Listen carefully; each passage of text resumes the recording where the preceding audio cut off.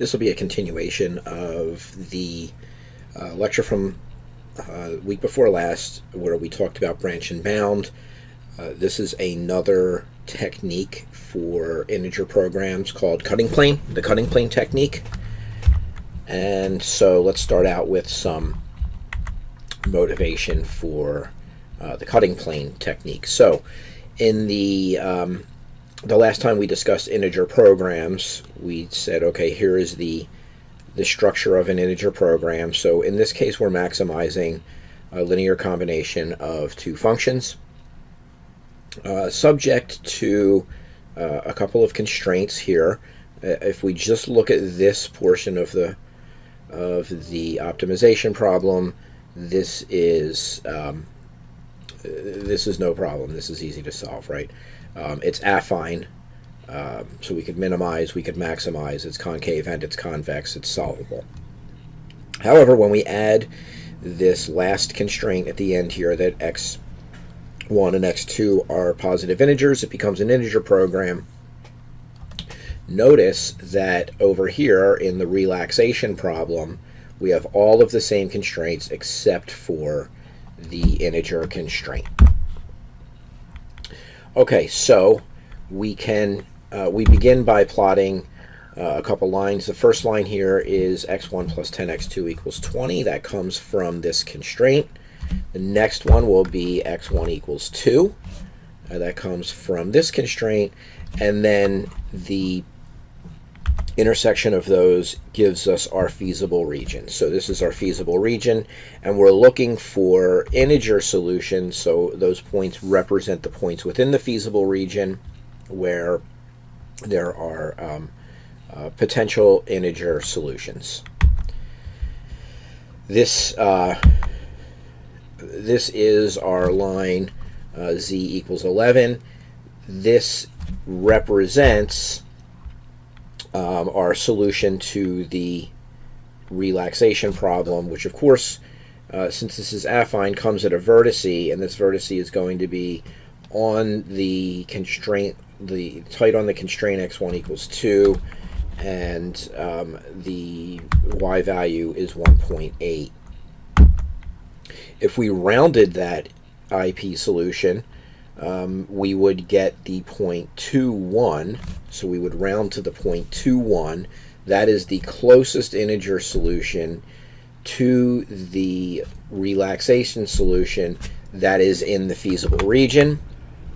However, I'll tell you that the optimal solution to the integer program is the 0.02 with an optimal value of 10. So the rounded solution is nowhere near the optimal solution, and we talked about this a little bit before, where simply solving the relaxation problem and then rounding to the nearest integer problem in general does not give good solutions to the integer problem, and this is just an example of why.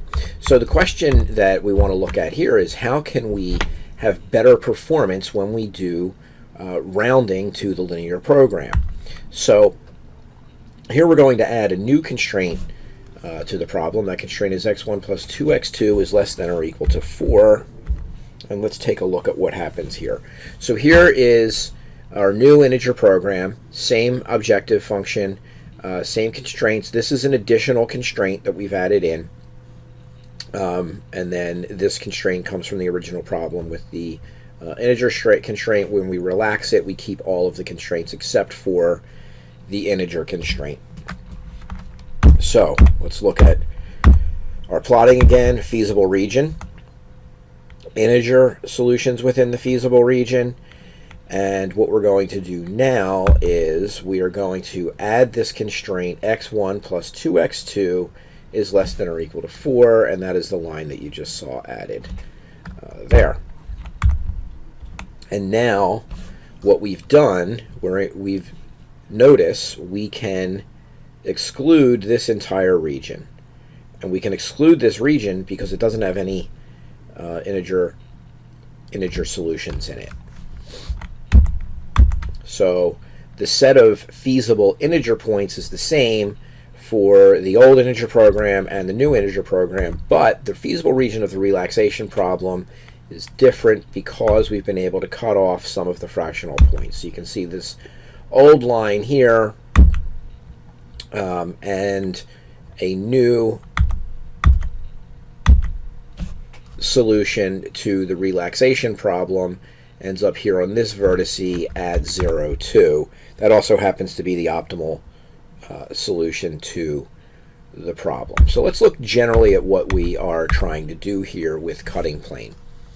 We're going to add new constraints, and those new constraints are the cutting planes. We're going to add those constraints in so that we don't lose any of the integer solutions, but we do get rid of some of the fractional solutions so that we make the feasible region of the relaxation problem smaller, and that's exactly what you saw in the last problem. Now when we do this, the feasible region, the now smaller feasible region, hopefully gives us a better relaxation value, and by better what we mean is that it's closer to the actual integer program optimal solution, and so we are increasing the efficiency of our search. Now each integer program might have different formulations, so one of the things that we want to do when we model is give the tightest formulation possible, and the way to do this is to find good cutting planes.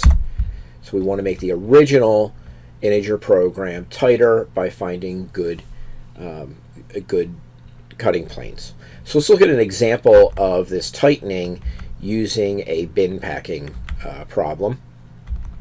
So the given in this problem includes a set of items, n items, each of which have a size, and then we have bins that have a fixed size. And what we want to do is we want to pack the items into bins using as few bins as possible. So here's an example with 13 items with those sizes, and our bin size is 100, and it turns out here that we can do this with 8 bins. We want to make an integer program formulation of this problem. So let's say m is the upper bound of the number of bins that are required, where we have a safe bound, but we want to try and do better. All right, so let's define our variables. For j ranging from 1 to m, this function open of j is equal to 1 if bin j is used and 0 if it is not used. And then for each I ranging from 1 to n and j ranging from 1 to m, we have this assign function which says that if item I is in bin j, the assign function ij is 1, but if it's not packed in bin j, if item I is not in bin j, then the assign function ij is 0. Okay, so the objective that we want here is to minimize the number of bins. So this is a statement of our objective. Minimize the sum for j ranging from 1 to m of the open sub j. Here's the constraints that we need. Constraint 1 is this is saying that an item can only be in one bin. So the sum for j ranging from 1 to m of the assign ij equals 1. Right? So for some I across all the j's, so this is an item, this is a bin. If we look at an item across all the bins, it can only be packed in one of them. So if we add all these up, we get 1. Each bin then you can't exceed the total size of the bin. So that's the total size w. So here we have the sum for I over I now, ranging from 1 to n, of s of I times assign sub I, assign ij is less than or equal to w. Finally, we can only pack items in open bins, so assign ij has to be less than or equal to open sub j. And here we have a set constraint in that all our variables are binary variables.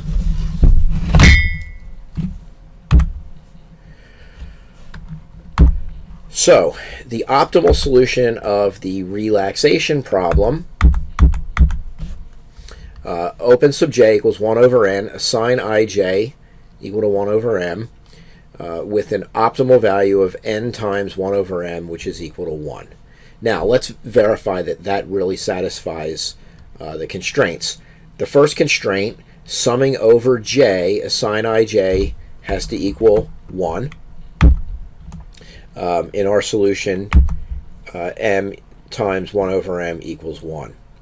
Constraint 2, the sum over I for s sub I times assign ij has to be less than or equal to w. And in this solution, that sum is in fact less than or equal to w. And then finally, assigning only to open bins, 1 over m is less than or equal to 1 over m. It's in fact equal to 1 over m. So we've met the constraints, but we probably haven't done that well. So the optimal value that we found here of 1 is 1. Is possibly far from the optimal value. We need 8 bins for the example where we had 13 items. So the bound here is very, very loose, right? We want to make it tighter, and one way to do that is to replace constraint 2 with the following constraint. So this is constraint 2 prime. The sum over I of si times assign ij is less than or equal to now w times open sub j. These are valid integer constraints. In other words, this doesn't cut off any feasible integer solution from the problem. What it does cut off are fractional solutions, and this is ideal in that the old LP relaxation solution gets cut off by the cutting plane. And so now we have a new relaxation problem based on the new feasible set, and that has a value of 6.97 in this example. So now we have a much tighter lower bound for the optimal value.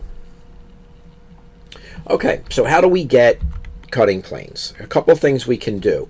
We can try to exploit any kind of structure in the problem to get the cutting planes, but this is often very difficult to do. There are more general methods that can automatically be implemented. One of these is the branch and cut, which is a combination of branch and bound and cutting planes that are used. And let's look at an example here of the knapsack problem. So I've talked about this one before. In the knapsack problem, we can put n items into the knapsack. We can take multiple copies of the same item. There is a maximum weight constraint on the knapsack. Each item has some weight associated with it and also some benefit or utility associated with it. And what we want to do is we want to pack our knapsack so that we maximize the total benefit. A couple things about this problem. This is an integer problem. It is also NP complete. Okay, so let's model our problem. We are going to define the decision variables. So x sub I is the number of copies of item I that I'm going to take. And the total benefit across all the items that I take is the sum ranging from I to n of b sub I, x sub I. So for example, if I'm taking 2 copies of the first item, so x sub 1 is 2, and it has a benefit of 5, so b sub 1 is 5, then this term would be 10 for I equal to 1, and we just range from I over 1 to n, and we get the total benefit of the items that we selected to put into the knapsack. Similarly, we have an expression for the total weight. So the weight of each item times the number of items that we're taking, sum that over all the items, and that gives us the total weight. So we want to maximize the total benefit subject to the total weight being less than or equal to capital W, which is our constraint. Oh, I apologize for that. But this is what is overwritten there is that our decision variables are integers. So how do we implement cutting planes into our knapsack problem? So for let's assume an example here where we've got 5 items, various sizes, and various benefits. Let's assume that the weight constraint for the knapsack that we're using is 50. And so the size constraint expression for this example is simply each size times the number of each item that we take. So the size of item 1 is 21. X1 is the number of item 1s that we're going to pack into the knapsack. We sum all that. That has to be less than or equal to the total weight of 50. It turns out that the optimal value here is take item 1 here and take item 4 here, and that gives us a value of 87.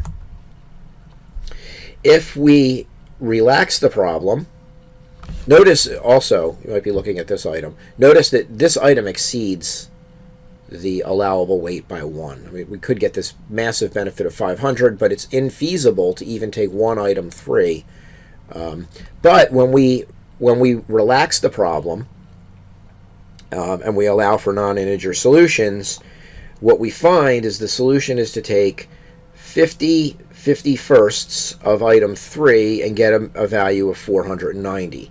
Now, we are very far from the optimal solution with 490 when we know that the optimal that we're going to be able to achieve is 87.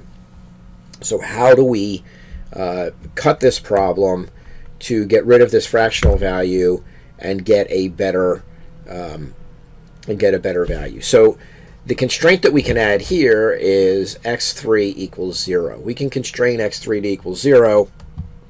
We can see that that's a good thing to do because x3 in and of itself exceeds the allowable weight.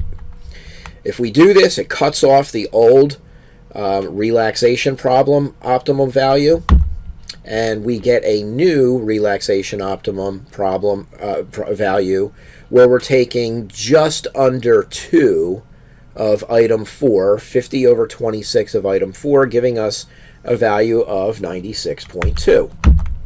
Okay, let's have more cutting planes. Well, let's just go back real quick. Item 4 has a size of 26. There's no way we can take more than one item 4, so a good constraint here is x4 is less than or equal to 1. This is a good cutting plane because it doesn't cut off any optimal solutions, but it does cut off the old relaxation problem optimum. We get a new relaxation problem optimum where we're taking a little bit more than 1 of item 1 and 1 of item 4. And so we can generalize this where for each item we can add the following cutting plane. X sub I must be less than or equal to the floor of big W over W sub I. So basically what this means is, if we go back to the table real quick, right, if I look at some item, like item 1, this has a size of 21. So I can take one of them, I can take 2 of them, but I can't take 3 of them. So a good cutting plane constraint would be x1 is less than or equal to 2, for example. If we do this for x1, however, we're not over 2 here, so we don't cut away the old solution. So the question is, well, can we add a better cutting plane? And the answer is yeah, we can. We can start to look at combinations of items or cutting planes that include more than one variable, which actually makes them cutting planes in this case. We've been dealing really with cutting lines so far. So for example, we can do x1 plus x4 has to be less than or equal to 2. Well, why is that a good thing to do? If we just go back, if I have an x1 and I have an x4 in my solution, I can't have another 1 or another 4 without violating the weight constraint. Right? So a good constraint is that the number of item 1s plus the number of item 4s that I take along with me can't exceed 2. This constraint is tighter than x1 less than or equal to 2, and in fact it's going to cut off the LP optimum, and I get a new relaxation optimum where I'm taking one item 1, one item 4, and now I'm taking 1/10 of item 5, and that gives me an LP value of 91.1. General form of cutting planes with more than one variable. If k is greater than or equal to 1, and s is equal to I such that w of I is greater than w over k. So basically what we're doing here, so this gives us this cutting plane, the sum of xi less than or equal to k minus 1. In our example, if k equals 3, then here we have s equals I such that w sub I is greater than w over 3, and this gives us 1, 3, 4, and 5. So x1 plus x3 plus x4 plus x5 has to be less than or equal to 2. And this is a tighter constraint than x1 plus x4 is less than or equal to 2. It cuts off the old optimum. So the idea here is we're looking at a general way to form cutting planes of more than one variable. We add this constraint and we get a new relaxation problem where we're taking one item 1, one item 4, 3/11ths of item 2. Okay, and we continue this process, we'll get to the optimum solution. Let's look at another problem, a pairing problem. So here we have some even number of students, 2n, and we have n is the number of projects where each project requires 2 students to work on it. And we are looking at the value of pairing students I and j.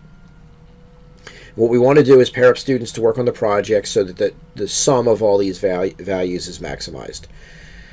So here's an example where we have 4 students and 2 projects, and we get this value matrix. So A with B is 5, A with C is 10, A with D is 1, for example. Notice that these entries along the main diagonal are not defined because they would not have 2 students on the project. Notice also there's a symmetry in this matrix because the pairing A with B is the same as pairing B with A. Okay, so we can enumerate the solutions here. We could do A, B, and C, D. That gives us a total value of 9. We can do A, C, and B, D. That gives us a total value of 17.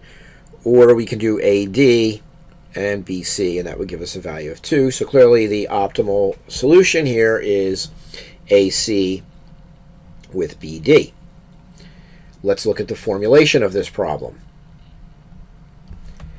We will define our variables I and j, and xij is 1 if students I and j work together, and 0 if they do not. And what we want to do is maximize the total value. So we want to maximize 1/2 of the sum, I ranging from 1 to 2n, j ranging from 1 to 2n, where I is not equal to j because you need 2 students in a group, of value ij times xij. Notice xij is a selection variable here. It's either 1 or 0. So we're summing over all the values, but the ones that get selected are the ones where xij is 1, because if this is 0, that whole term of the sum goes to 0. The constraints, we need a symmetry constraint to express the symmetry that we saw in the matrix, so xij is equal to xji. And we also need to make sure that we only assign 1 student to work with 1 student. So that is expressed in this constraint, where if we sum over j, where I is not equal to j, of the xij selection variables, which again either have the value of 0 or 1, that needs to be equal to 1. And so now we can look at this formulation and consider how tight this formulation is. And to do that, let's look at this example. So here's a larger value chart. And there happens to be multiple optimal IP solutions, all with a value of 21. We look at the optimal solution to the relaxation problem. Here we see XAB equal XAB, XBA, etc., equal to 0.5. And the same down here. All other variables have a value of 0. So the optimal IP value is 6 times 0.5 times 10. Right? All these pairings have value 0.5. All these pairings have value 0.5. And we get 6 times 0.5 times 10. So we get an optimal LP value of 30 in this case, which is fairly close to 21, but it's not 21. So let's try and apply some cutting planes. First thing we're going to do is add a cutting plane, sum of I over S, where J is not in S, of Xij has to be greater than or equal to 1. This cutting plane cuts off the LP value of 30, and we get a new LP relaxation problem that has multiple optimal solutions of 21, which gives us the solution to the problem. So let's look at the general form of what's going on here. So if we take any set, which is a subset of our 1 through 2n values, and if it has an odd number of elements, that is the sum of I in S, J not in S, of Xij greater than or equal to 1, this is a cutting plane. So the number of cutting planes of this form is exponential, so we can't add all of them.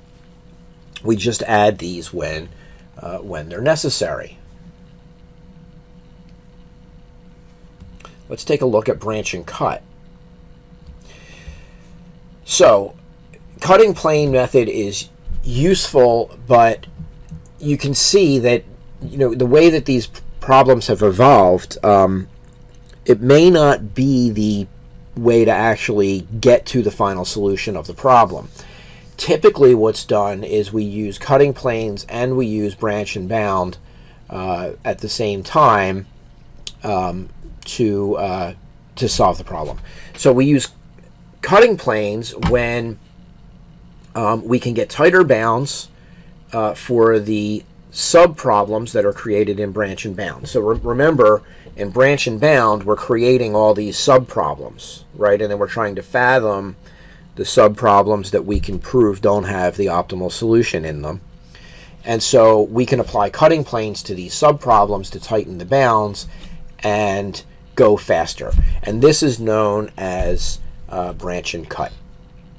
So if you are working on an integer program for your project or otherwise, the order of operations optimally that you would want to do in order to speed up solution would be first to apply branch and bound to the problem. So work on it with branch and bound, and then if you want even more speed up, apply cutting planes to your sub problems in your branch and bound algorithm to get the branch and cut.